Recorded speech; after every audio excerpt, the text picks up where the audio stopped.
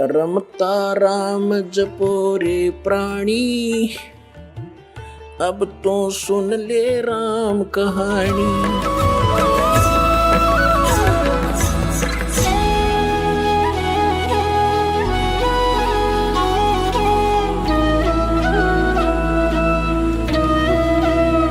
कबीर साहब कहते हैं, कबीर हरि के नाम बिना ये राजा रसब हो, मिट्टी लदे कुम्हार के घास न डाले कोई। ओए होए, जो मालिक ने वचन बोल दिए कि भक्तिहीन आपका राजा भी हो वो गधा बनेगा, और मट्टी लदे कुम्हार के घास भी बार खा के आओगे, वहां उसकी कोई सेवा नहीं होती, ऐसी दुर्गति होगी। और जो मालिक ने बोल दिया फाइनल समझ लेना, कदे किसी का भ्रम हो, ये अज्ञान का भ्रम है, इसको हटाने के लिए सत्संग की आवश्यकता है।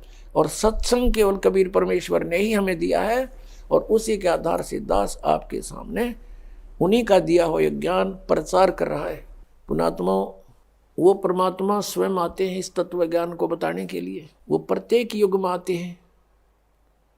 सतयुग में परमेश्वर का नाम सत सुकृत था,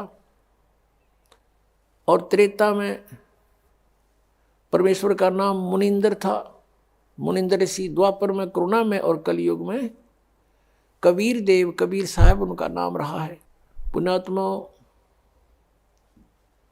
यदि परमेश्वर नहीं आते यहाँ पर तो हमें यह भक्ति मार्ग प्राप्त नहीं होता। हम अपना जीवन नष्ट करते रहते। कितना महा उपकार किया उस परम पिता ने आके। और पुण्यात्माओं, जो ये समागम 5 दिवस का चल रहा है, ये इस दास को इस फाल्गुन मास की अमावस्या को इस दास को दीक्षा प्राप्त हुई थी। और परमात्मा कहते हैं, जिस दिन सतगुरु भेंटिया 100 दिन लेखे जान, बाकी समय बर्बाद गया तेरा बिना गुरु के नाम। जिस दिन आपको दीक्षा प्राप्त हुई वो आपका आध्यात्मिक जन्म है। पुण्यात्माओं, ये दिन जो इतना महत्वपूर्ण है, फाल्गुन की अमावस्या, सन 1988 को यही फाल्गुन की अमावस्या के दिन दास को उपदेश प्राप्त हुआ था मेरे पूज्य गुरुदेव परम पूज्य स्वामी रामदेवानंद जी महाराज से। और पुण्यात्माओं, अगर वो दिन मुझे प्राप्त ना होता तो आज आप भी दुखी रहते, वंचित रहते, और दास का भी जीवन नष्ट हो जाता। अब वो दिन इस जिंदगी में भूला नहीं जा सकता। तो उस उपलक्ष्य में ये ज्ञान, ये समागम हो रहा है। तो जिस तरह दास को ये ज्ञान हुआ, और ये दास पहले यही डले ढो रहा था, लोक वेद के आधार से भक्ति कर रहा था। पीछे लग गया जाऊं था मैं लोक वेद के साथ, रस्ते में सतगुरु मिले है दीपक दे दिया हाथ। तो दास भी यही लोक वेद के आधार से बाबा श्याम जी की जय हो, बाबा श्याम जी के पुजारी, और फिर हनुमान जी के पुजारी। 25 वर्ष तक दास ने हनुमान जी का व्रत रखा, मंगलवार का हनुमान चालीसा 7 बार प्रतिदिन कंटिन्यूस करना।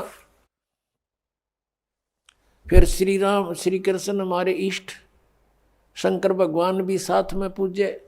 यानी इस तरह का हम सारे ही पूजाओं का ढेर सारी पूजाएं किया करते थे।